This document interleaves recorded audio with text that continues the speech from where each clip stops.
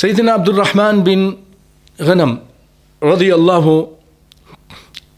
عنہ روایت کرتے ہیں ان رسول اللہ صلی اللہ علیہ وسلم قال من قال قبل ان ينصرف ويثني رجله من صلاة المغرب والصبح، جس نے کہا اس سے پہلے کہ وہ پھرے یعنی نماز سے نکل کے جائے یا اپنی حیت بدلے، وَيَثْنِيَ رِجْلَهُ مِنَ الصَّلَاةِ، اور اپنے پاؤں کو موڑے.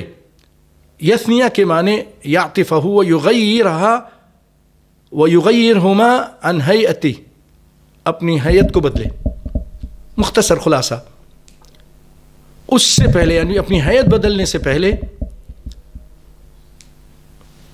وہ کیا کہے کہ لا الہ الا اللہ وحدہ لا شریک لہ لہ الملک ولہ الحمد بیدہ الخیر یحیی ویمیت وہو علی کل شیء قدیر. 10 مرتبہ. کتب لہ بکل واحدۃ 10 حسنات، اس کے لیے لکھا جائے گا ہر ایک کے بدلے 10 نیکیاں اور 10 گناہ مٹا دیے جائیں گے ہر کلمات کے بدلے. جب ایک مرتبہ لا الہ الا اللہ کہہ دیں گے 10 مرتبہ آپ کو یہ ملے گا. وَرُفِعَ لَهُ 10 درجات، 10 درجات بلند کر دیے جائیں گے. وَكَانَتْ حِرْزًا مِنْ كُلِّ مَكْرُوهٍ، ہر بری چیز سے اس کے لیے اس دن بچاؤ ہوگا. حرزن وحرزن من الشیطان، شیطان سے بھی اس کے لیے بچاؤ کے سبب یہ کلمات بن جائیں گے. الرجیم، شیطان رجیم سے.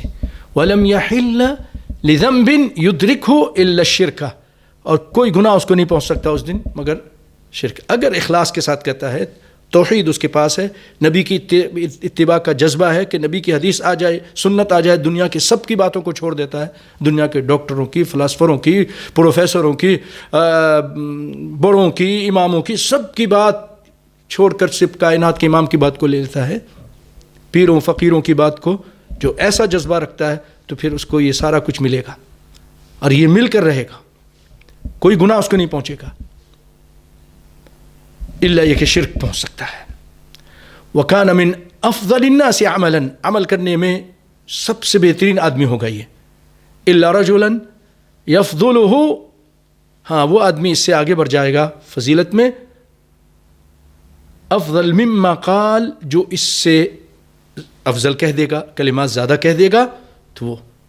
اس کو امام احمد نے اور امام ترمذی نے رحمہم اللہ نے نقل کیا، حدیث حسن ہے.